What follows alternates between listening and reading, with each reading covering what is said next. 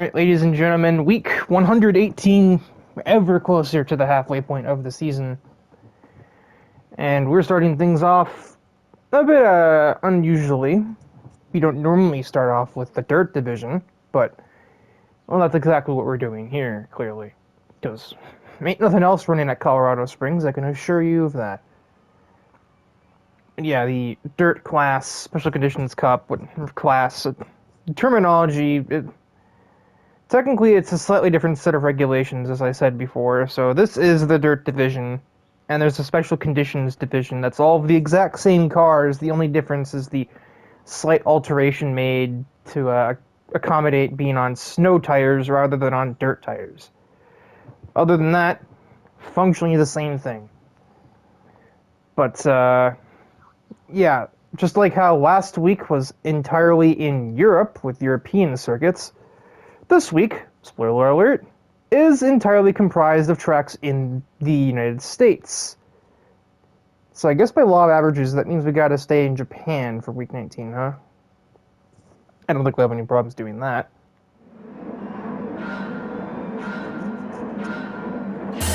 We are away from Colorado Springs, and that's about the start you'd expect from the Rally Chicken. Rear-wheel driving can accelerate too low. He's not alone in the category of rear-wheel drive cars here either, but we'll flip back through the order to at some point find, there we go, our POV driver, reigning Special Conditions Cup champion, Yo Watanabe, in that now relatively iconic Evo 10. This thing is so littered with sponsorship. Oh, that's a little bit of extra speed. Just doors her own teammate. But luckily, you know, these dirt cars can take that, unlike regular race cars that we normally would use in the series. But yeah, Colorado Springs, a bit of a longer race due to having an extra lap. Might have slightly overestimated how short a lap was here. So, a bit of an endurance race on offer as Yo sneaks down the inside of Morris. I don't know how she fit that there, but here we are. Over the bumps, be surprised not to see somebody flying off. Oh, it'll be Ashhart by the looks of it. She almost slams that wall and catches Yo out because of it. And going forward with the Mitsubishi driver. The Rally Chicken kicks up quite a bit of dirt, to say the least. I mean, everything in this race will. Almost gets turned by the Firebird, but Yo is perfectly fine, gets ahead of her fellow Mitsubishi driver as well, and there is the one debuting car of this race. I don't really know where she's getting all these cars. Is she just like finding them or something? But regardless, Risa Stout, who already brought 3 cars last week in her debut, when most people don't bring more than 1 on their debut, now Risa is showing off her 205 Evo. You know, the Group B car. Not really sure. This isn't even like the strangest thing this week either. This is one of the more relatively normal things we will be seeing today in this video. 205 Evo. I think it's a 205 Turbo Evo. Whatever. Yo's past her BFF and teammate. Oh, that's a line. Almost cut off Chica on the exit there.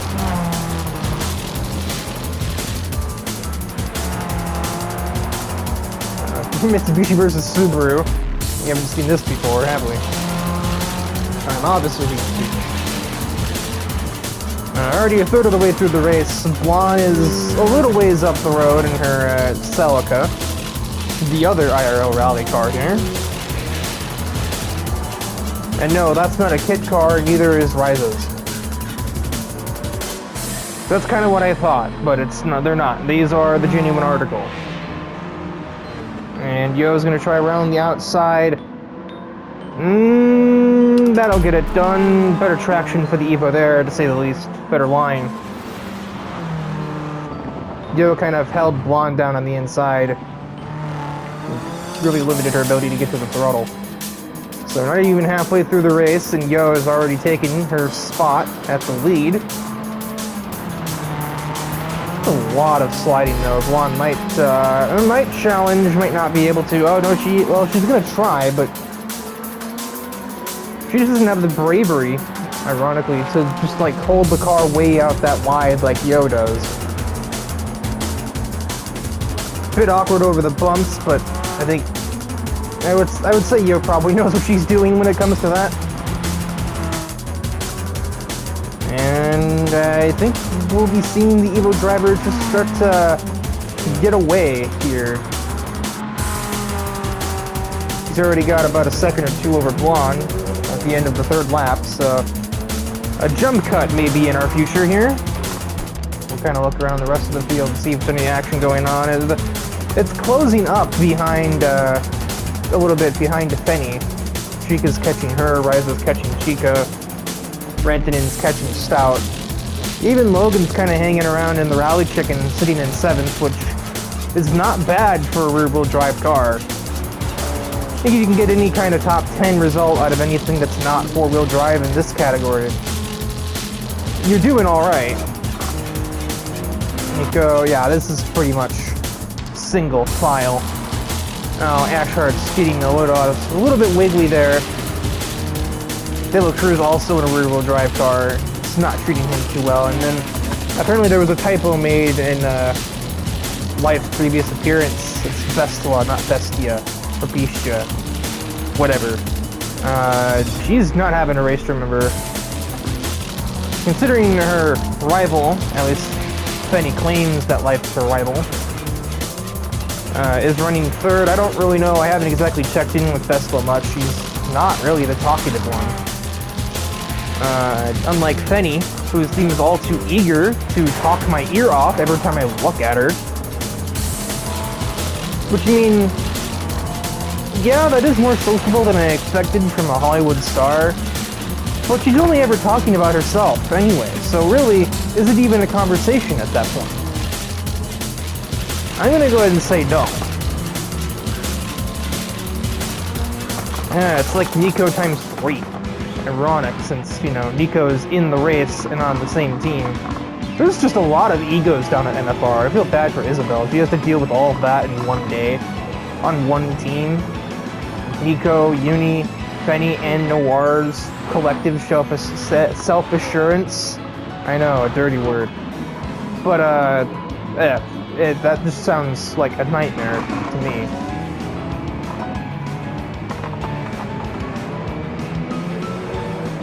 Yo's not really developing a huge lead. She's ahead, there's no doubt about that. It's about 3 seconds to her credit or so, probably, but... I honestly didn't even think Blonde would still be able to see her at this point in the race. Just over a lap to go. Oh, that's a bad bump. Fenny might be looking at an overtake here. The Impreza didn't do her much good at Lake Louise when it made its debut, but it seems to be a little more comfortable on dirt versus snow. Kind of ironic, considering Fenny's most well-known role as, you know, in that one movie that she's been known for that took place almost entirely in, oh, what was that movie called? I don't, the point is, it was snowing the whole time. Which made it even weirder that she had a Pantera. Anyway. Just under a lap to go. Yeah, Yo's, I mean, she hasn't dominated, but she's definitely been in control. Despite what that kind of cornering grip looks like to you. And go on board through what I personally say is like one of the toughest sections on any of the dirt circuits we run. This one section alone is more difficult than any part of Sardinia Windmills or Lake Louise, if you were to ask me. It almost caught Yo out there too. Like, that bump pushes you out there towards that wall. God, she is wrestling that steering wheel. Out of the last turn, Yo will take the victory in Colorado Springs pretty convincingly. Blonde will place second, and Fenny will place third. The top three in this race being comprised of an idol, a goddess, and a movie star is the most challenge series thing I think I've ever said in 118 episodes. And we are in for the second race of the week, which takes us from Colorado to California. We've gone from, we've basically done the trip that the Horizon series has done. Horizon Zero Dawn to Horizon Forbidden West. But nevertheless, Grand Valley Highway hosts this week's 750 class race as we continue to do things completely out of order. Which, for an episode being recorded on the April Fool's Day, yeah, on April Fool's Day, it seems a little appropriate, I would say. Even if not for the fact that that's pretty much the only thing here that's like out of the ordinary. Because yeah, that's the real life date, but the in-game date is like early June, or in universe date, I should say. Anyway, race. Before I make a bigger ass out of myself.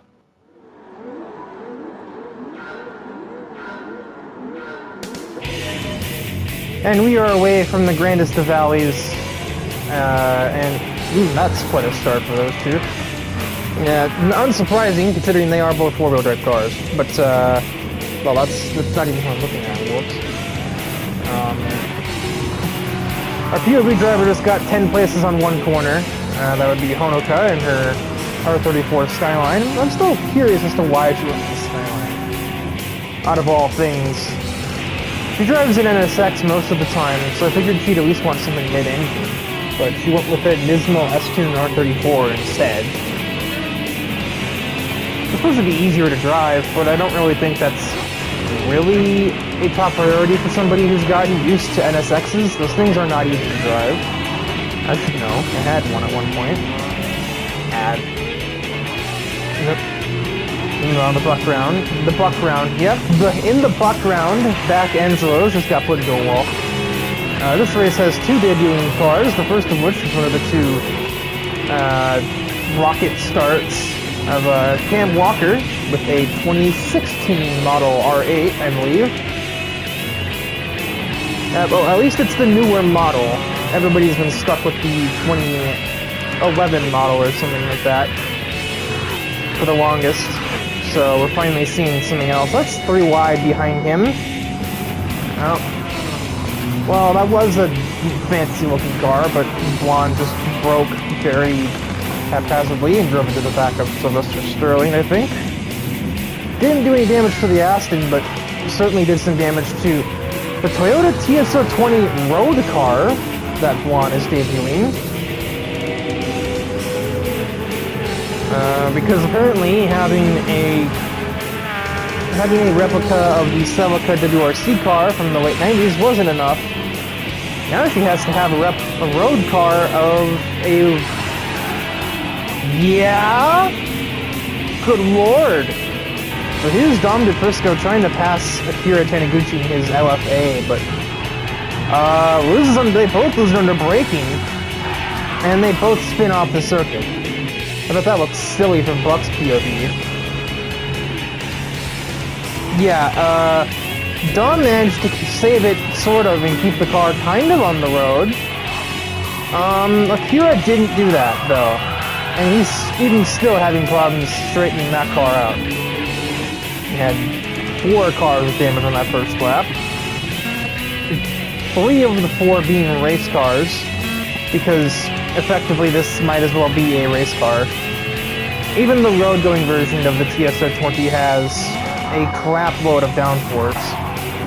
Meanwhile, Honoka is trying to work her way into the podium positions, trying to pass Mark Wilde, who's making a real pain out of himself by just being on weird lines.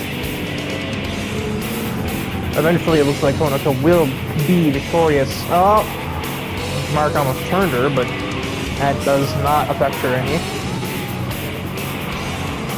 only because I almost got into a record panel again.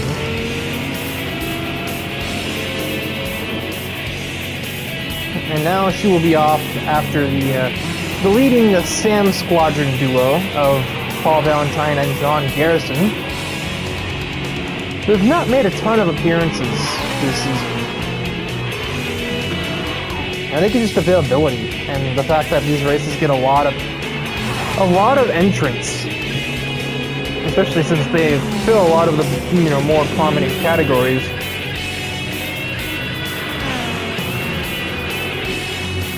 But here comes a JDM machine to spoil their day, potentially. Oh, now it's Brian Ice's turn. Oh my lord! That really wasn't that much damage, considering what just happened to that car. Only some front end damage, no suspension or engine wear on that. That's kind of surprising. Not a day to remember for PSR though, as that's happened to 2 of their cars now.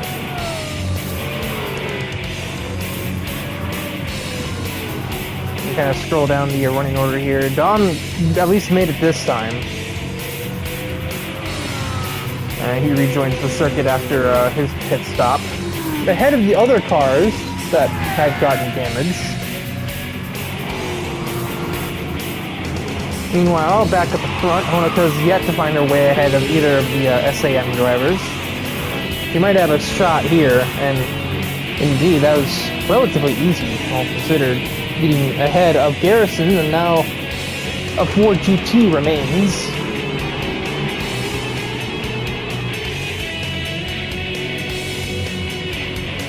Oh, my neck just cracked.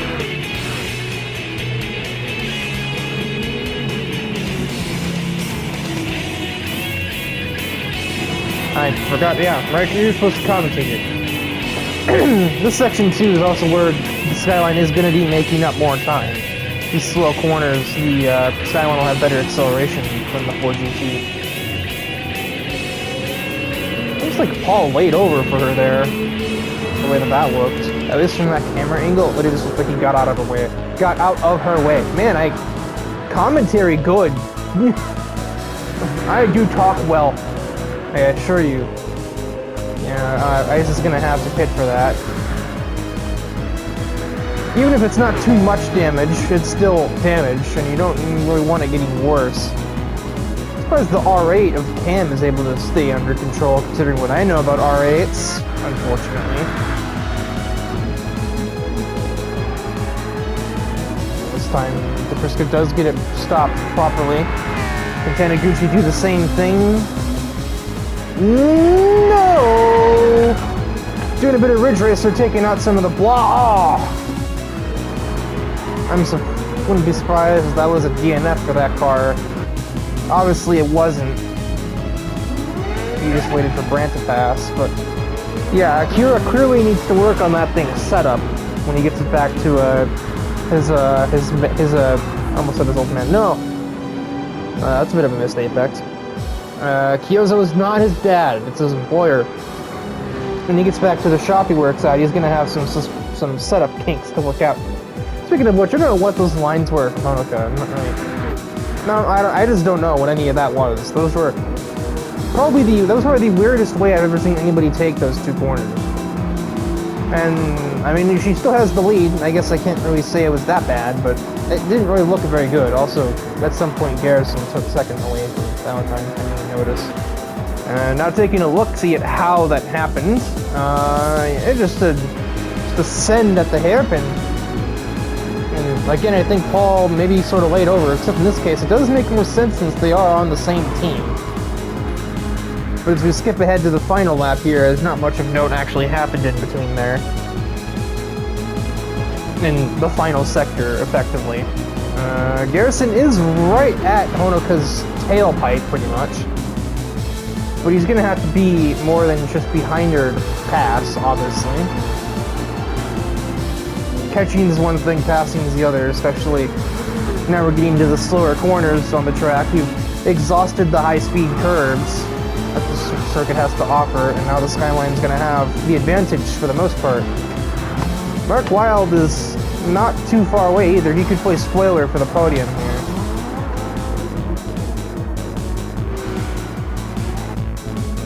and his brother Kurt is currently leading a train of multiple cars.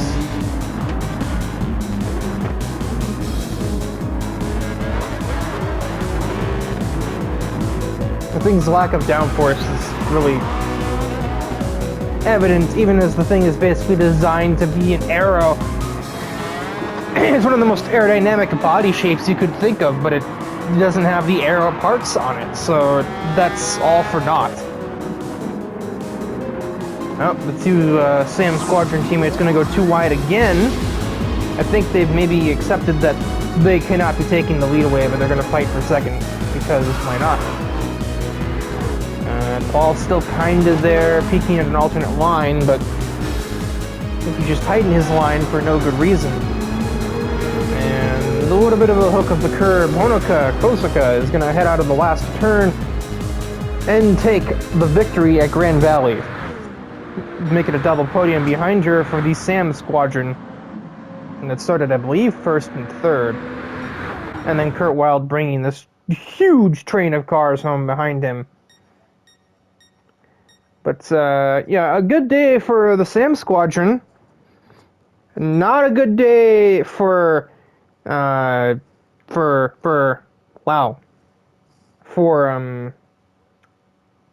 Pacific Spirit. Not a great day for TRT either, with Kazuya here and Blonde back here in 16th. But, yeah. Definitely a day to have an American car, as they finished 2, 3, 4. I got a little Corvette Ford... Just cut the recording, I'm done talking. And the midway point of the week takes us to Watkins Glen. So we're going from Colorado to California to New York. Upstate New York, but New York.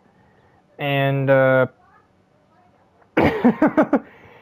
now that I'm kind of thinking it like just logistically like that, it is a bit of spaghetti how we travel across the United States with no clear pattern in the routes we take across the nation. Yeah, Colorado to California, yeah, it makes sense. And then we go from California back to New York, literally going across the country. I almost said across the state. No, it's multiple states. But yeah, here we have the 640 class. Fewer laps since we are using the full course. You can just about tell off in the distance there, or just this shot. Well, I'll tell you that. So there you go.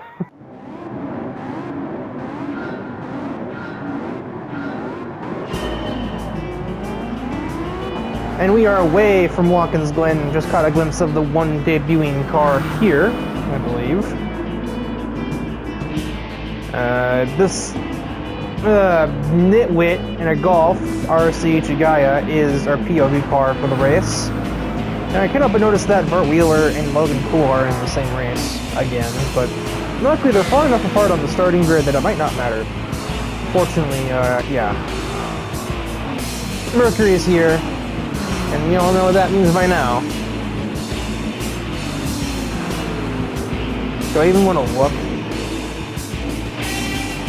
He nearly turns Ellie going into the carousel, the bus stop. I don't even know what I'm saying anymore.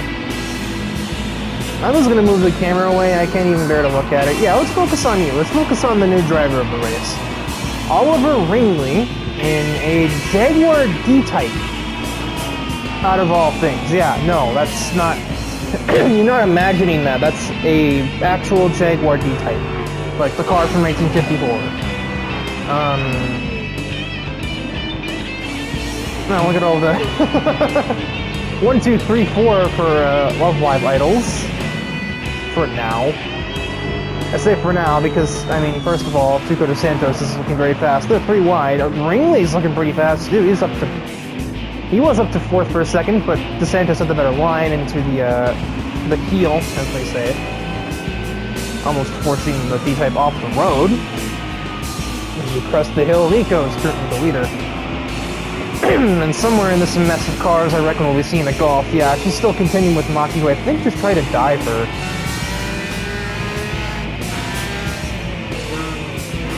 Yeah,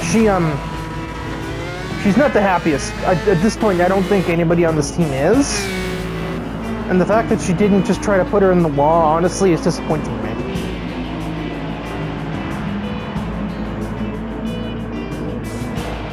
Oh, good lord. I barely even saw that. Yeah, and Arisa just dumped Maki there. That rear quarter panel, I think, I don't know, dear viewer, would you say that's kind of on the, getting onto the scale of, yeah, you're just trying to hurt them now? Because before the thing was, oh, we can't, oh, they're 3 wide, hello. Because the thing before was, oh, we can't do anything about it. She's not actually trying to hurt them, she's just taking them out of contention. She just right-hooked, basically, Maki into the final corner. At speed, like at 90 miles an hour, and put her straight into the wall. I think that counts, if you were to ask me. But I might be biased, so, you know. I wasn't here, but I can almost assure you that the other, like, 4 idols that are ahead probably are already aware of what just happened.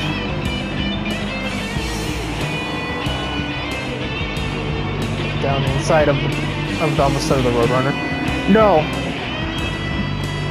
Just because there are 2 Super Bees in the series whose liveries are supposed to make them look like Roadrunners, that's not what that is. That is a Super Bee game. The guy is running around with suspension damage. Yeah, I wonder the fuck why.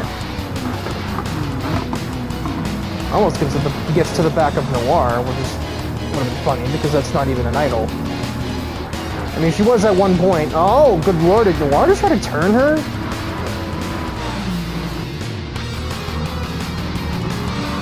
Oh yeah, she kind of went out of the steering there. I think she just tried to spin the golf driver out. Geez, almost like you've made a reputation for yourself, and now even unrelated people are starting to get sick of your bullshit. Noir is on a team with one of the school idols, Nico. Oh yeah, at the back of Ruby now. Even if Nico is for whatever reason the only driver out of the, you know, the Love Live category, so to speak, that Arisa doesn't run into, which I still don't understand. And she about tried to spin the 8.6 as well.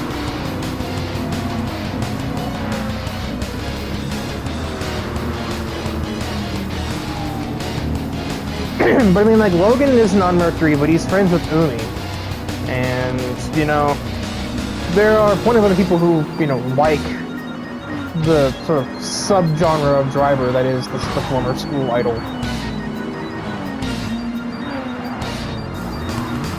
You know, Logan even did just a bit of his own contact there. He forced Arisa into the inside curb, which can make a lot of cars very unstable. Yep. That didn't work. Kotori almost got her back on the way back onto the road. Yep. Try to turn Yo into the bus stop. I did not say carousel this time. Tries to hit her again. Also fails. Oh, she gave Logan damage too. So, I'm sure the Camaro driver will be very happy about that. He's managed to do well to get away from Vert in this race, the person that everyone was probably expecting to try and wreck him. Only to get run into by Arisa's dumbass instead. Probably not the happiest camper in the back of that Camaro. I hate these far out cameras, and this track has so goddamn many of them. Yo's car, well, wasn't damaged, but now it very much is. My god. Yeah, no, that definitely counts. What was the speed of impact there?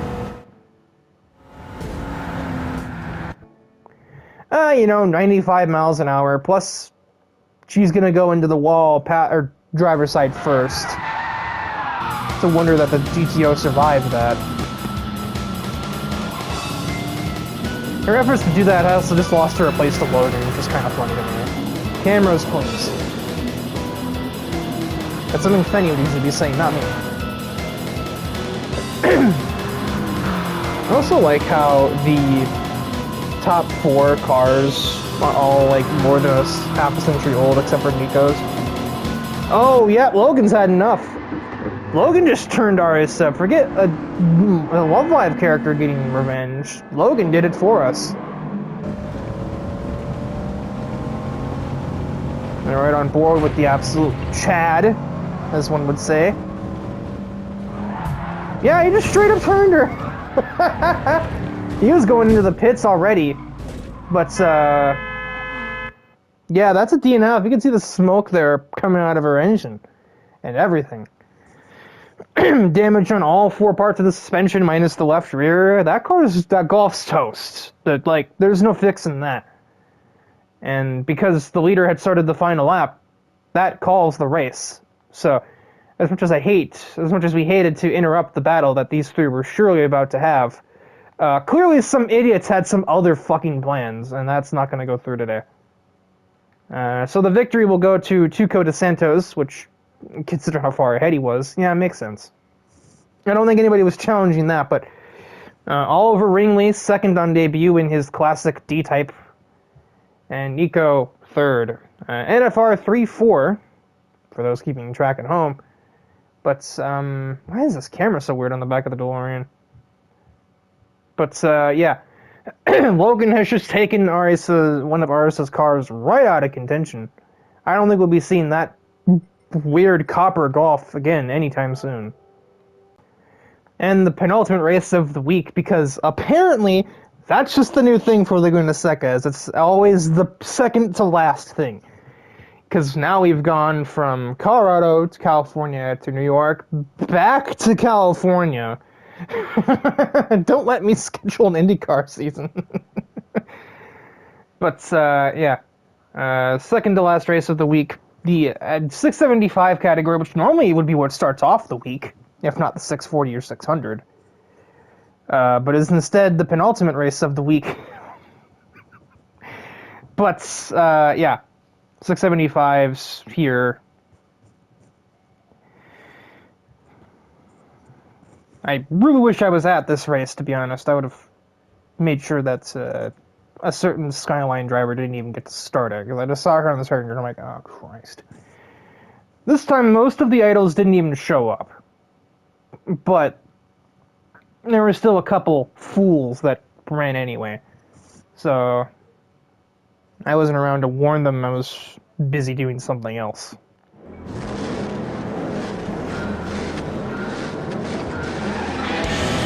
The penultimate race from Laguna Seca is away. And, you know, Arisa's the pole sitter, so with any luck, maybe she'll just drive away. You know, the R32 Nismo is a mad fast car, and she's been quick in it before, you know, when she's not too busy smacking into every former school idol in her way. But, she's already ahead of all the school idols. And everybody else for that matter, so maybe, hoping, we won't even have to worry about it today. POV driver is one of said school idols, one Nico Yazawa in her Supra, and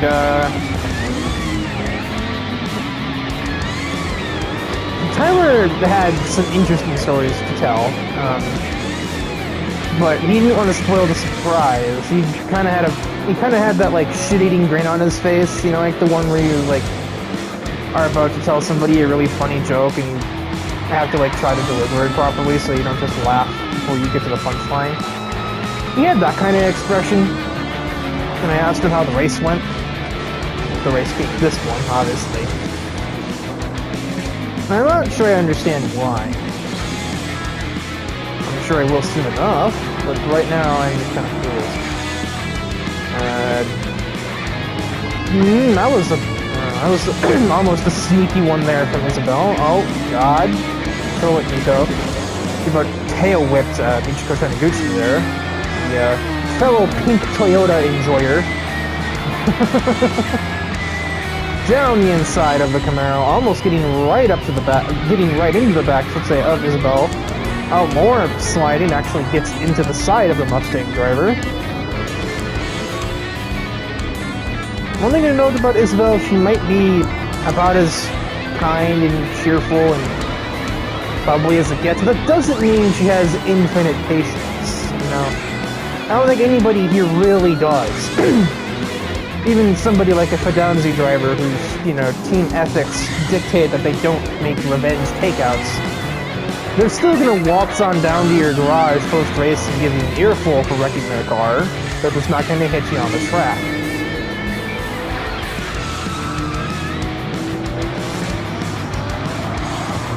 Oh my god! Was not prepared for that. That just got super jump scared. Nico's gonna drive off. Isabel's gonna miss it. Newhouse is... Oh my word! Might have had 2 DNFs there. I think I know why Tyler was laughing. And that ended the race because of all of the shit scattered all over the place. You are not Arisa. Yeah, I was sitting here spectating her, you know, like, you know, she's pretty far back and what's gonna be happening here. I was getting ready to jump cut, and then just, surprise, motherfucker, takedown. And she got stuck in the gravel trap up there, but,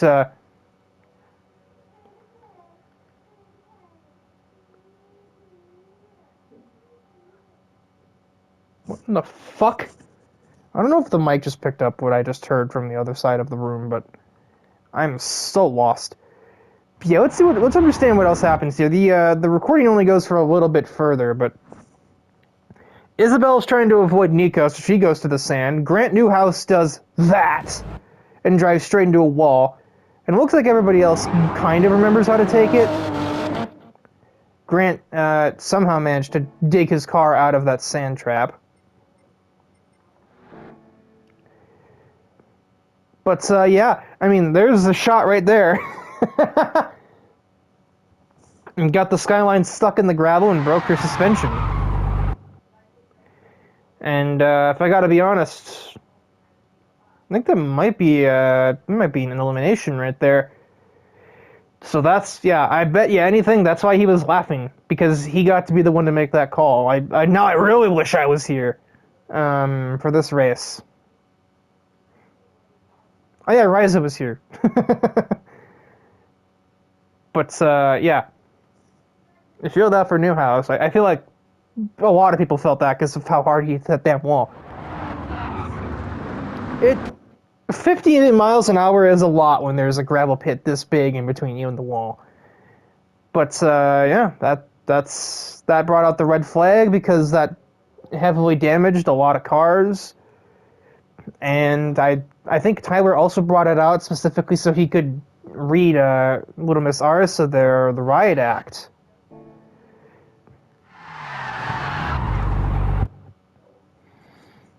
But, yeah.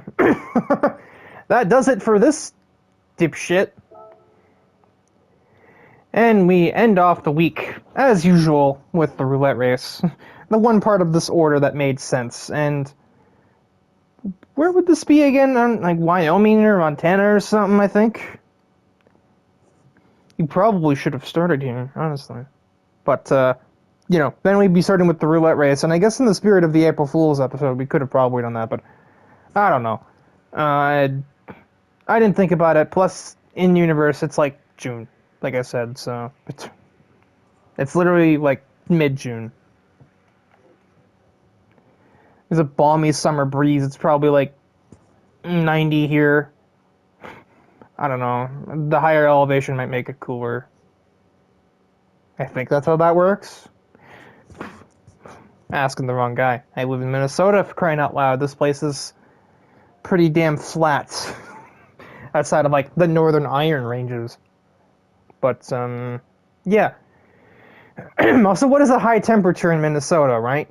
I say as it's 40 on the first day of April, and was snowing.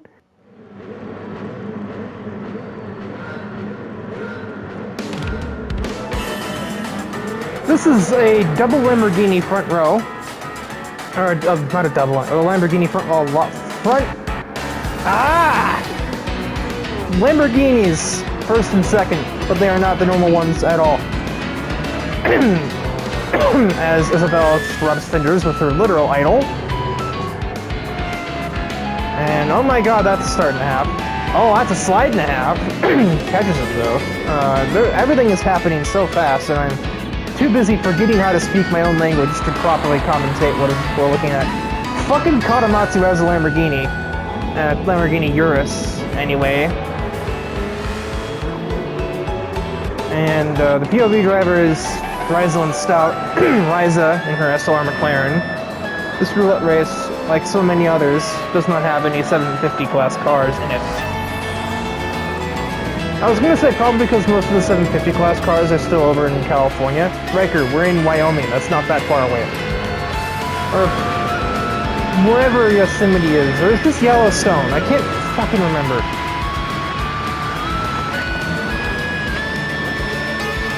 Riza's already in the top 5. She's about to be 4th. My throat is really congested right now. It's not fun. Makes commentating a lot more difficult when I gotta clear it every 20 seconds. Isabel is debuting a much more normal car, GT350R, and apparently it's her old, the car she used the one time she entered a Formula Drift competition and did terribly because drifting's not really her thing, and she would come to learn pretty quickly. Fucking Kawamatsu has the Lamborghini. I'm still not over that. Like, and he's leading the way by by 5 seconds. Because Isabel and Riza were struggling to get ahead of a Countach. They kind of match color-wise, black, red, with gold accents. Well, actually, it's a flame job on Kawamatsu's car, and it's just a little bit of gold accenting on the Countach. Nico's trying to get ahead of Isabel now. Her teammate on NFR.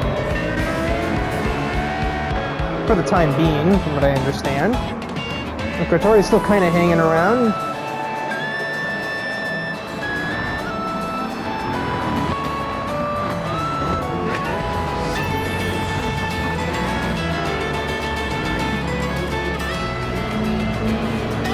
It seems as though Riza is... no, actually, she's not even anywhere near Taka. That's still half straight away. Back here is where things are going on, because the Countach is so much straight line speed, it legally counts as a 715 class car, and it's keeping Aspinall at bay, but Nico's screeching V10 is not to be contained any longer. Almost as high-pitched as the singing voice. But did I say that out loud? We have De Santos and De La Cruz. They're not even in the same category right now, though. De La Cruz is in 675 and De Santos 715. Brain, oh my lord. Get back out of there, Eric.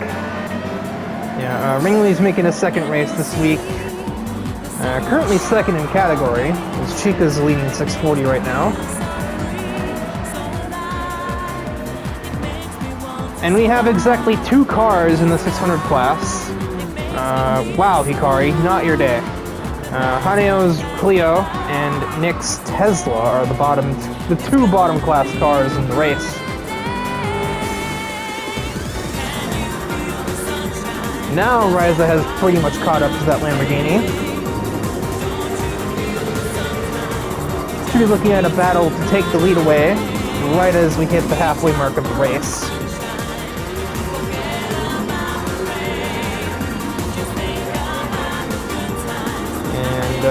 That's pretty much the big thing going on right now. The rest of the field, pretty spread out. There is no battle for 675. Dom's leading that by a good way. But we do have an imminent overtake for the lead here. There's 1,000 horsepower in that Urus. There's only 700 in the SLR McLaren. But Slipstream and a much better corner from Riza. And probably a little bit lighter. And she will be the new leader in her SLR McLaren. Yeah, we already established that she's driving, Brain. Nice short shipping. How the fuck do you know that? You really must have read a book or something. I don't understand. She claims to know absolutely nothing, but she knows techniques that pro drivers learn in like their 3rd or 4th year racing. I mean, short shifting maybe not so much, but like she's got the tricks up her sleeve. Does she even wear sleeves? Yes. Why did I ask that? It was a bit of an odd one here. We got 3 DPT cars in a row, even though only 2 of them are in the same category. And Tetsuya is currently struggling to stay ahead of a 640 class car in the form of Ringley's D-Type.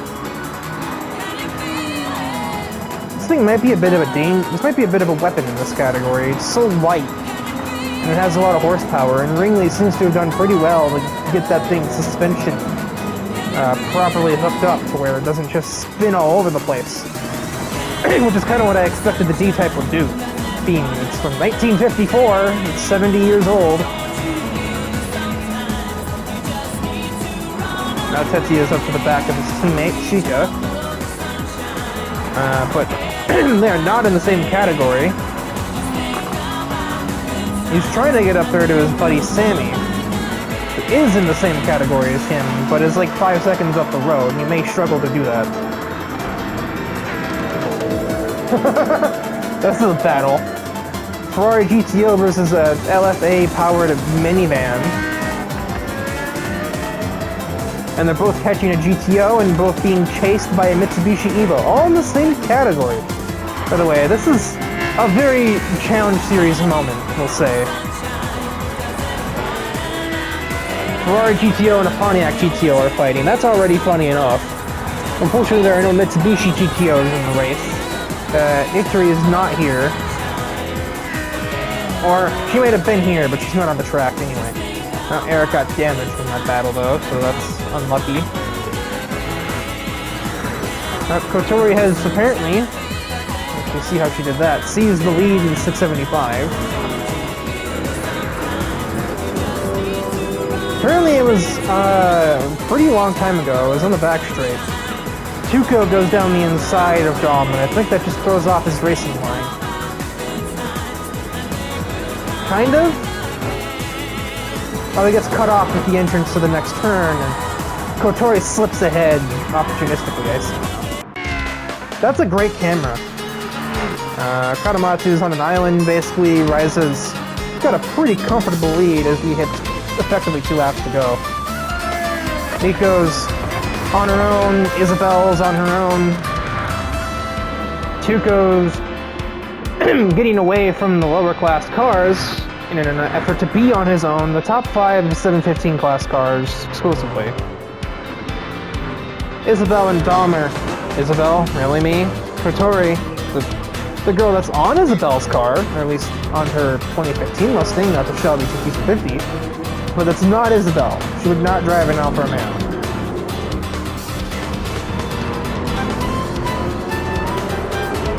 These two are still fighting. That's about the only battle for a category lead because... Well, actually no, because Oliver just took the lead from Chica in his class.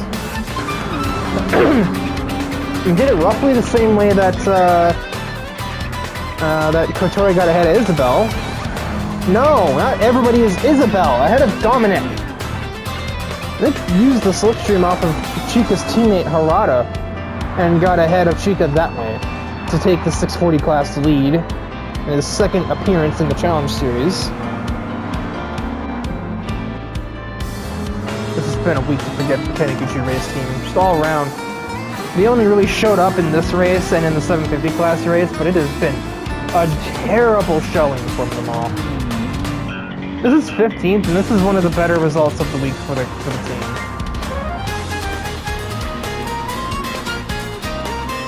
Ambrose in his 600 class Tesla is also managing to be ahead of 2 cars in 640 class, while Haneo is just completely on her own and is exactly 1 back straightaway away from being lapped.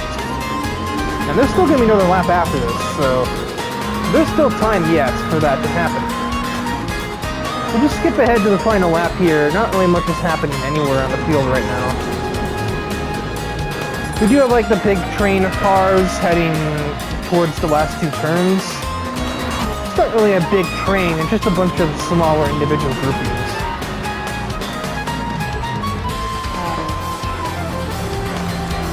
As I alluded to earlier, Haneo... oh my god, throat! Enough! I need a drink after this. Yeah, Haneo is definitely getting lapped. He's already moving over for the blue flags. And there goes the SLR. So the only victim of being lapped, I would say, today, because Mushiko is way up the road here in 19th. Relatively clear of being lapped. And I think with the kind of performance that Raiza put on last week, I think most people kind of knew that a run like this was just kind of inevitable. She was eventually going to show up like this and just have a dominant field day on the racetrack. She's going a little sideways too. She never does conservative, from what I understand, and that reflects in a lot of places in a lot of ways. Just say that much. Final 2 corners for Raiza Stouts. And yeah, quite a dominating performance for the SLR McLaren. No Allison Hornet to really contest her today. Victory from Trial Mountain. Fucking Katamatsu, second place in a Lamborghini Urus. Don't really know how he got his hands on that. Nico will come home in third. And category winners, Kotori will win this 675 class, kind of keeping up with Tuco even. And Oliver Ringley will win 640, beating a 715 class car along the way. And Nick Ambrose wins the 2-car battle between himself and Hanyo for 600, so really not much of a competition there. That's a front-wheel drive car versus something that's EV. But that will do it for week 118. Pray for me, I'm going to have to somehow try to fit this into a 60-minute recording block. I'm pretty sure there's more than 60 minutes of footage here from this episode, because a lot of shit happened, you know? We had the whole Arisa thing going on in the middle of the week. Rounds 3 and 4 of the week, and longer races at the start of the week, too, so. And then this obviously going pretty much as long as any... Oh my god, my entire body's just really telling me to stop commentating, so I'm just gonna do that. Gas, hiccups, throat, sore, dry, words. But, yeah, long races at the start of the week, and chaos in the middle part of the week, and then this roulette race going as long as it could, pretty much, with, you know, a 12-minute affair and a 10-minute countdown. So, yeah,